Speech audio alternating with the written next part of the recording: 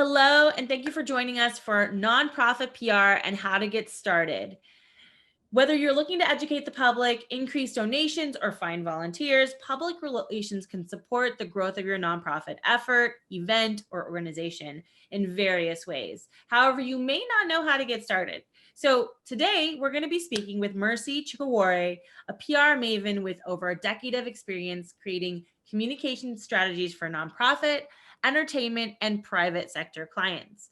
Mercy has secured an impressive portfolio of local and national media placements, landing her clients in Associated Press, the Washington Post, New York Times, The Root, Business Insider, and more and more. I'm sure I can keep going, but welcome, Mercy, and thank you so much for joining us for the PR Essentials Summit today. Thank you for having me. I'm really excited. Yeah, so this is an area that I've worked in before, but don't know very much about. So one thing is that I know there's varied nuances in nonprofit PR and in every niche of PR, of course. Yeah. So this is going to be a great conversation. I know you and I have been in a conversation even about the difference between public relations and publicity, and that's even a little bit different. So I do think that nonprofits typically have different challenges and maybe even different opportunities than regular startups or businesses. So I would love to hear more about what people should be considering when they're doing nonprofit PR or like jumping into it. So yeah, I think the first main question I want to kind of kick this conversation off with was, how is nonprofit different than most traditional business PR? So nonprofit is an awesome space because it focuses on the why, right? Mm-hmm. So you're not going to start a nonprofit all willy-nilly just because. You're not going to start a nonprofit because you want to make a quick buck. Right. People are typically starting nonprofits because they want us to solve a local, national, or global problem when it comes to human beings. So if you think about a business, you're thinking about your bottom line. What are your product offerings? What's the timing for it? What's the demand for it? When you're thinking about a nonprofit, it's, why am I starting a nonprofit? What problem am I trying to solve? Who am I going to help? And how long will it take for me to help them? So I've been a nonprofit since literally my first job was at a nonprofit. I've worked with nonprofits for the past, how long have I been working now? 15, 16 years. And, the biggest thing is just understanding, what is the mission? Who is your audience? What area am I helping? Are you working in the health space? Are you working in the racial justice space? Are you working in an economic justice space? Who is your audience? Are you working with women and girls? Are you working primarily with children? Like, there's so many questions that you have to answer for yourself as you start your nonprofit or as you're working at a nonprofit. And if you can't answer these questions internally, then you're going to have a big problem externally. So those are the things that everyone needs to think about. But it really, truly is about the people and the stories. Again, what is the problem you're solving? And really, people want to know the what and the how. There's those 5 main things: who, what, why, when, and how. Yeah. So again, answering those questions first will then help you figure out a PR strategy. That's good advice. It's a lot of questions, like you said. A lot of questions, but you also have a lot of people to answer to, because you're not only, sourcing board members and then staffers and then volunteers, but you're also trying to find donors, right? Right. I mean, that's actually, that's very interesting, because the dynamic of your target audience is a lot different. And I feel like feels like a lot heavier than a normal PR campaign, where it's like, oh, I want sales, or I need to support investor relations. But maybe that's just coming from me, because I do tech PR every day, all day. And so it feels like a lot heavier than what I'm doing. Sometimes we have like a nice social impact component to it. But I think, what do you think, like, as you enter into doing the PR, like, let's say you've answered these questions, what are three things, not, I think the question we had was the three things you should know, but like, what are three things, yeah, I guess three things that you should like know going into the PR effort, Mhm. about the experience, about what it's going to take to do PR. Yeah. I think it's not, honestly, it's not too far from having a business in that you want to make sure that in this case, it's not a customer, but it's a donor, for example. So you want to make sure you take them on a long-term journey. So in some cases, if you think about the businesses that you frequent, like, of course, you know, I love Trader Joe's. I will always go to Trader Joe's because they have something I love and they have a lot of products that are pretty sustainable. They give back often. So when it comes to nonprofit, you're thinking about what will help me take my donors, board members, whoever, staff on this long-term journey with me so that they don't just engage with you one time, but that they stick with you forever and wonder, okay, what do you have next? How can I help? How can I help even more? How can I keep helping? So the three things that nonprofit folks should think about is one, the mission. It's really locking down your mission, because if you don't have a clear mission and even vision statement, you know, your audience is going to be lost and you're not going to have a call to action. So your mission should be able to feed everything that you do. So for example, if your mission is, I want to end hunger in a month, I don't know if I can get on board with that because we all know you can't end hunger in a month. Right. But if your mission is to feed women and girls of color in the DC region through 2020, that's something that people can kind of latch on to.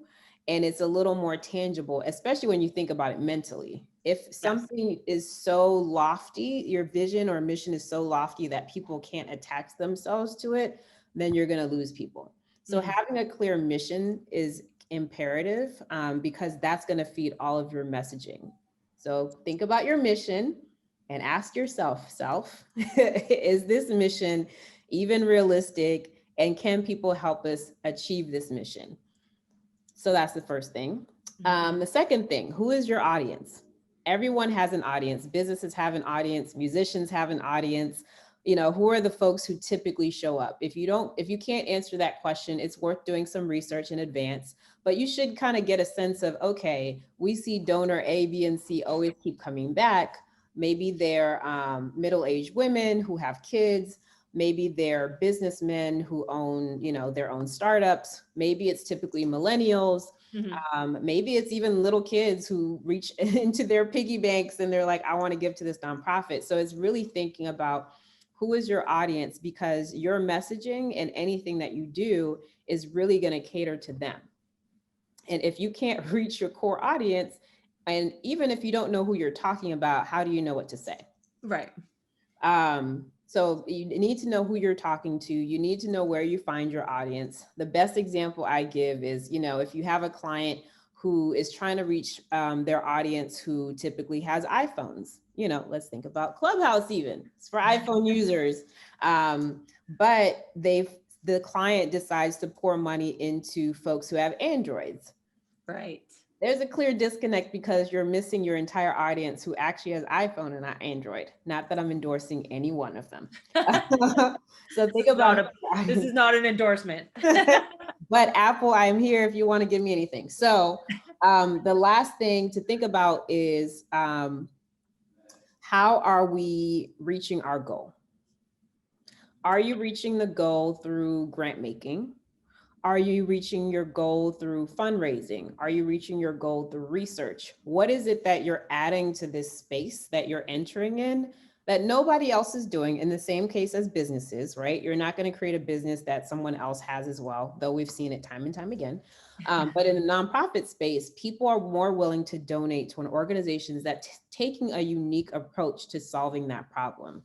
So you, again, back to the mission piece, if your goal is to feed a certain amount of women and girls in the DC region by a certain date, then how are you going to do that? How much money do you need to raise to get there? Or is it not that you're fundraising, but you're collecting food? Or is it that you're trying to clothe them? So how are you collecting clothes? So it's kind of just figuring out what is the what What is the mechanism? How are we solving that goal? And all of those things are really important to even starting a PR strategy. No, that's fantastic. It's very all encompassing. And I think people often forget that they disconnect PR from the other stuff that they're doing in the messaging and the marketing realm. And then later they're like, oh, we've got to do PR. And it's like, that was the whole piece. It was a piece of the whole thing that you're doing, not, yeah, not an afterthought. So those are really amazing pieces of advice. So what would you think, like, let's say you're getting started, you've got some of these things thought out. What are things that you need to have in your toolkit when you're starting to do outreach? Like when you're starting to reach out to the media or reach out to the community, what are things that you need in your toolkit for them to be able to refer to? So what's always helpful for a toolkit is to have some message blocks. So thinking about, your donation can do X, Y, Z. Thinking about, again, going back to the audience. So let's say it turns out you have 3 different audiences. So you have millennials, you have moms, and then you have, these corporate dudes who have startups. You might have 3 different messages for them, for each audience, right? You need to have your call to action. Mm-hmm. It has to be the same and consistent across the board. Your call to action should be the one thing that people remember when they leave your website, leave your event, leave your social media account, have a call to action, have message blocks. The other really important thing I think people forget is that across the board, PR is about storytelling. And a lot of people don't do a good job of storytelling, which is why they hire us. So in your toolkit, have a publicist. But a lot of people are, focused and very linear and like, we need to raise this much money. We need to solve hunger. We need to do this stuff, but they forget about the people that they've helped, the people that they're going to help. What is it that will inspire me to keep giving to you? It's actually knowing where my money is going. It's actually knowing where my volunteer time is going. I'm not just going to volunteer for 10 hours and hope that things work out. I want to know that they are going to work out. I'm not going to, donate my last $15 on Giving Tuesday, plug, and not see anything come from it, or not get an update from the CEO, or not even hear one great success story that my little $10, because a little goes a long way. But it's honestly collecting those stories. So every nonprofit, depending on who they cater to, should have a story bank. So you want to have your message blocks. You want to be clear on that mission again. You want to have your call to action, but also have the story bank, because when it comes to reaching out to press, they get so many emails, right?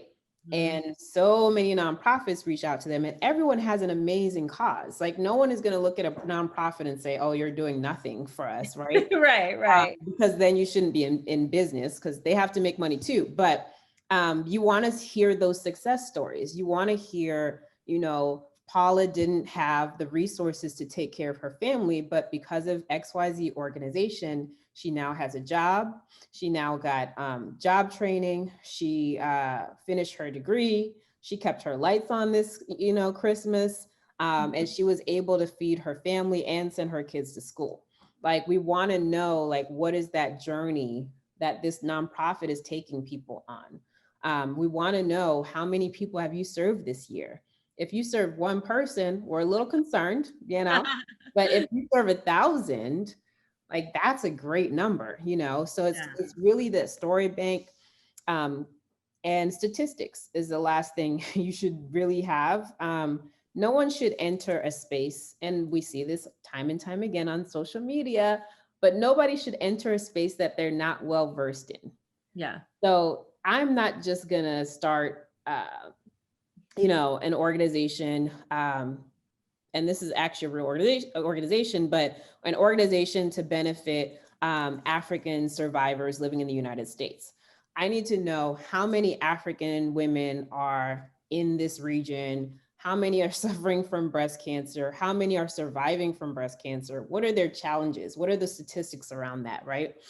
So I need to know the statistics to even justify that there's a problem. Right. So yeah, so in your toolkit, make sure that you have statistics. So when a journalist comes knocking on your door, you can say, you know what, actually 1 out of every 4 women and girls is living at the poverty line, below the poverty line in DC.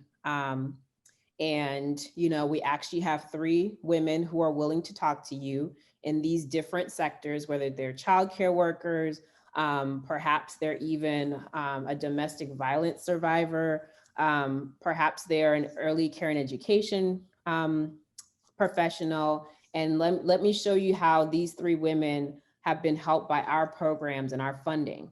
And I'm using this as a real example because I work with the Women's Foundation in DC. So these are the kinds of things that we talk to our grantee partners about. And these are the types of stories we collect, because it's one thing to say give and donate and give and donate. But again, it's saying, here's what you're donating to. Right. Here's who you're donating to. Yeah, it's a lot. It's a lot of information that you have to put. And like you said, if people don't know there's a problem, why would they fix it? Like, what are they paying for? That's a huge point. So, I mean, I'm guessing this next question I have is pretty easy to answer because when you're working with nonprofits, it's kind of clear to see the metrics, but what are the metrics that you're measuring? Obviously donations might be one of them, volunteers could be another. What are you looking at when you're looking for like a successful outcome of the campaign? So it depends. It depends on the type of nonprofit. Just like any business, it depends on the business. It depends on the nonprofit, the audience, the mechanisms that you're using. So for some nonprofits, it is getting volunteers, Okay. which is important. For other nonprofits, it's donations. There are a lot of times where even at the Women's Foundation, we're a fundraising organization. So we raise money and we grant it out to other organizations, which is always fun to explain.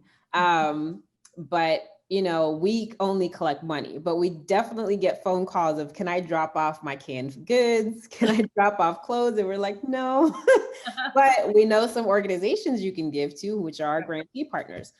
So honestly, every nonprofit has a different way of supporting their audience. So it could be donations, it could be monetary, it could be clothes, it could be food, even school supplies. Trying to think, there's organizations like Dress for Success where they're collecting, professional clothing. There's Goodwill. Right. Goodwill is a great example because they have different avenues of donating. So you can donate money, you can donate clothes, furniture, but on the other side, they also have job training programs. Oh, okay. So a lot of people don't know about that. So kind of figuring out what is it that you want to give. So, Goodwill has different things that they can measure, but we can also measure, obviously media hits and social media and, what kind of chatter is going on there. So it honestly depends, but every nonprofit has to answer to their board, and every nonprofit needs to come out in good standing financially. So you'll see that, GuideStar is something that folks have on their website. Sometimes you'll get 4 stars if you're doing things right, or if you don't get 4 stars, you probably need to reevaluate some things. But yeah, so that all of those things can guide your metrics. And that's something that you should develop on the onset when you're creating your like kind of program. You should say, okay, we're going to measure these different milestones, right? I mean, with any program or you should definitely have some milestones, metrics, and you're going to report out. So, if you, for example, fundraise and you realize you were able to give 100 women and girls some type of stipend for the year, you gave the stipend, but you also need to connect with them to say, okay, what did this stipend do for you? And make sure that you report all of that. You can't just give and then hope for the best, because that's just not how the world works. So, a lot of nonprofits are spread thin because they're doing so much admin behind the scenes and then trying to get press on top of it. So it's a lot. It sounds like a lot. Are there any like kind of hacks to any of these systems? Is there a place that you can go for resources to know all the things that you should be monitoring and figuring out? In terms of press or? I think just in terms of running a nonprofit and like kind of measuring your campaigns and milestones, Yeah, anything. I mean, there's definitely a lot of trade publications. There's definitely a lot of trainings for nonprofit professionals. So Okay. I would definitely consider looking into that before you start a nonprofit. Um, yeah, there's so many different things, and they're because of thankfully racial equity is a huge buzzword. There are a lot of new programs around healing justice. And different ways of granting. So trust-based philanthropy is what Okay. it's called, where in the past we would make little smaller organizations maybe climb 50 hurdles and jump through 20 hoops just to submit a proposal. But now we're saying, just tell us what it is you need. Mhm. Tell us what resources you have, and we will actually be the ones to fill out these lofty applications for you. So trust-based philanthropy is trusting that this organization is saying they need what they actually need and then giving it to them. Okay. Yeah. Okay. So this typically applies to nonprofits who are people of color led and women led because they get the least amount of funding. I believe the statistic was 1% of all donations across the US or the world goes to women led foundations, which is very disgusting if you think about it. Yeah. So yeah, so there are a lot of resources. I definitely would look into the Chronicle of Philanthropy. And then it's really figuring out what part of nonprofit are you in, because there's so many different types of nonprofits. Got it. Yeah. That's awesome. So this also kind of like segues into the next question, which was, are there any tools that you recommend for nonprofits, especially when it comes to PR? I know you're like a little hackster, so I feel like you have a lot of these cool little tools under your belt, free or inexpensive tools that maybe you use at your nonprofit or other nonprofits should consider to leveraging to run either campaigns or do media or write or anything, any tools. Great. So you're probably more of a hackster than I am. So you can suggest these same tools. And I think in so many PR groups, we talk about the same tools, but Yeah. this is a great opportunity to let people know, especially those who are working on very, very tiny budgets or even a budget of zero. Here's how you can start at least with a few PR tools. So everyone has social media. And if you don't, again, another conversation we need to have. Yes. We just went through a social media audit at my organization, and it's important to figure out what platforms are important to you. So we realized that we're spending all this time on Twitter and Facebook, but we're actually supposed to be on YouTube and Instagram the most, and then LinkedIn, of course, to share our wins, because right now, YouTube and Instagram is where the money is. So we've left a lot of money on the table, allegedly, because we're spending more time on Twitter than the other platforms. Twitter tends to drown out a lot of your messaging. So really focusing on Instagram, where again, it can be a great storytelling platform, is awesome, because you can take those stories from your story bank, pair them with some amazing videos and images, and really be able to engage with your audience there. So don't forget social media when you're thinking about PR. I think a lot of people just bypass that and go ahead and say, we need to be on the cover of Washington Post. And it's like, well, what about Instagram? Have you Yeah. even thought about the reporters who are looking at your Instagram? And the donors who are wondering, okay, what have they done lately? But your last post was in 2019. Right. So don't forget that. Free. It's Um, free. and Instagram's free. and it's free unless you're trying to be fancy. It's Right. sponsored posts, but it's free. Also with your nonprofit, depending on who your audience is, you really should not neglect local resources. So you want to get to know your local journalists. You want to get to know your local newspapers. You want to get to know your local TV producers, because they are always looking for feel-good stories. I promise you that you think people aren't watching the morning news, but they're watching the morning news, because I've gotten plenty of clients on morning news and they're like, I was on Yahoo Finance yesterday, but everyone's calling me about this morning news spot I got today. And I'm like, I know. People are watching, people are getting their kids ready for their online learning, people are making breakfast, folks are getting ready for the day, and they're still watching TV. So don't forget about them. Even local radio stations, same thing. They're looking for feel good stories. They're looking for folks and champions in their community who are making their communities better.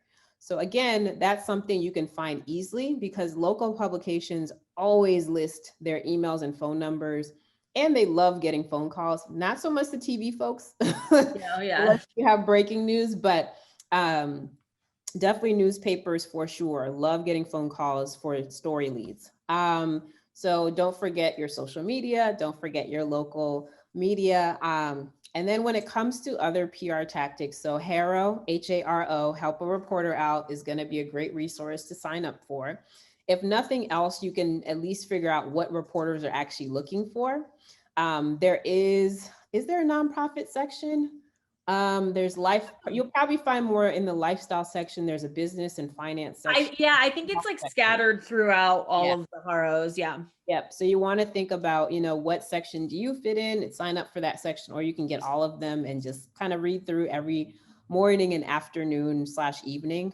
Whenever you get the HARO email, you want to respond to that query immediately, because imagine the 50,000 million other publicists who are looking at HARO and also responding to that query. I've also been on the other side of the Haro, and it is intense. It's like you get just a flood of emails.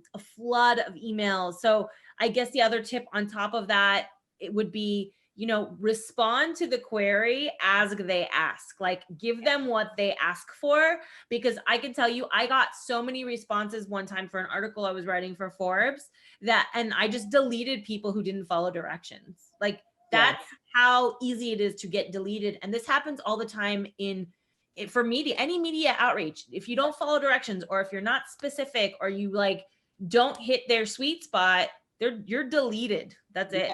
You're done. And it's a great way to weed out your inbox and just delete stuff. So pay attention to that. If you cannot pay attention to things, you should get someone else on staff who's dedicated to to responding to queries. Get a publicist or a communications manager, or even a communications consultant, depending on what your budget is. So HARO is a great tool. There's a new tool called Quoted. It's QWOTED. So that's a great place to think about your CEO or CFO or other, folks in the C-suite, to be able to talk about your mission, add to stories. So for example, for us, the Women's Foundation, naturally, whenever the Women's March comes around, we get all these press inquiries. We've even gotten inquiries from the BBC, from NPR Portugal, and because we're seen as a source on all things women, so they want to know, how are you preparing for the Women's March, all these things. So again, think about what vertical you're in, think about who the best spokesperson of your organization is. And here's a tip: sometimes it's not always the CEO, sometimes it's not always the founder. So think about the person who has a great personality, who can think about things on the fly. I've had clients pay for me to get them press, and then they reject the press, or can't do it because they got too nervous. They don't want to be on camera anymore. They don't feel like they have enough subject matter. Again, all of these things you should have solved before you got the publicist, before you reached out to the media, but sometimes folks get a little nervous. Another tool is Muck Rack. You can easily find journalists who are usually covering nonprofit stories. Honestly, another tool is just the internet, search and research. So you want to look at the Chronicle of Philanthropy, Inside Philanthropy, Nonprofit Times. Even every publication has a reporter who typically works on either nonprofit, social impact. Maybe you're in the education field, so there's education reporters. Maybe you're in the health field, so there's health reporters, tech reporters, all of the above. So you want to make sure that you do that research and know who's talking about what, so you can reach out to them. And I think the other biggest resource is your own patience, in knowing that, some of these opportunities are there, but won't come into fruition for sometimes weeks, sometimes months, and for some people, even a year. So really think about that. Because I did a HARO recently. I responded at the end of October, and the story just came out today. So, imagine that you're a nonprofit and you're really banking on this story coming out. You should definitely be prepared when it does, because it could add a lot of website hits and folks coming your way. So you want to be prepared and make sure your website and social media up to date. And I have one last tip that was really important that I forgot. So I guess it's not that important. Man, what was it? It was so good, but I'm sure. Oh, yes. You want to think about awareness days. So internally, you should have an awareness calendar. We internally at my nonprofit, we call it the awesome calendar because there's no other word for it. But so awareness days like, World Mental Health Day, Giving Tuesday, of course, every nonprofit should participate in that if they can. Um, Day of the Girl, World Hunger Day, Mental Health Awareness Month. There's a day for everything. There's a World Pancake Day. If you're making pancakes to raise money, you should probably be aware. But there's a donut. There's a World Donut Day. I'm sure there's a donut day. I will not be participating in that because I'm trying to lose weight as usual. But donuts are really good. And, if you think about it, if you're doing a fundraiser for donuts or you're a nonprofit who benefits donuts, I don't know, there's going to be a reporter out there looking for these donuts. Covering it. So you want to make sure that you're reaching out to them a few weeks in advance just to say, hey, I'm sure you're going to work on World Pancake Day. I just want to give you a heads up that we're doing a pancake fundraiser. And you should, come if it's not during the pandemic, or you should attend virtually, just to give them that heads up. So Uber eats your pancakes. Exactly. For us, equal pay day is a huge deal. Of course, Day of the Girl, any other stuff like that. So awareness days are important, and you can keep that internally. Just again, a simple Google search and really just writing it down and putting it in your organization's calendar can help you be forward thinking about, what are the key times that we should be reaching out to press if we don't have a team who can do it. Yeah. And also like leveraging that for social media content too, right? So like blog content, social media content. Yeah, these are all, because your stories are going to fit into some of those awareness days. If you're talking about job training and all these women who got unemployed because you fundraised and perhaps donated to a certain organization that does job training, that can fit into Equal Pay Day or any other awareness days like that. Yeah, I think this is good. This is amazing because I think, nonprofits have more of a storyline. Well, I don't know if that's true, but they do have a deeper storyline. I think it's a little bit more, the heartstrings than a business story. But I think all of these things can be applied, I feel like it should be applied across the board in any business. Yeah. I mean, with nonprofit too, I'm so excited I cut you off, but with nonprofit yes, everyone has this storyline. There's always a brand story, right? With businesses. The thing with nonprofit is it's ever evolving. It's a growing storyline, and you want to make sure it's a growing storyline. Otherwise, you're not doing your job, but right. You should have more opportunities to build out the story versus a business. Perhaps people are attracted to the story and the product, so they'll keep coming back. But a nonprofit, you're doing so much work to keep churning out those stories, to keep making sure you're solving this problem, and to keep making sure you're taking the steps to get to your solution. Yeah, no, that's fantastic. Fantastic. I love it. Okay. We kind of talked about some hacks and some tools. Anything that we missed that people should be knowing about, specifically nonprofit PR? Yeah, I mean, there's a lot of things we probably haven't addressed because I will invoice you for that. But, but for those who are watching, there are other things to figure out where, again, whether you do or don't have the budget, is really thought leadership. Thought leadership is one of my sweet spots where I can take one of the organization's leaders and make sure that they're known in their space.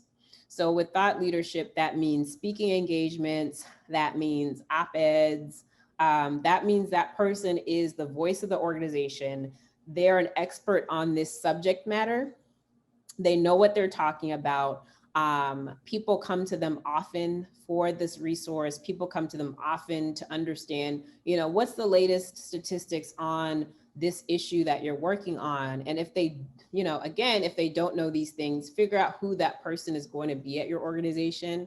Or if you've noticed, a lot of nonprofits will get celebrities or Right. influencers to champion their cause, because those celebrities are either, affected by whatever that cause is, and can be, a story for them. So, for example, trying to think of like really good ones.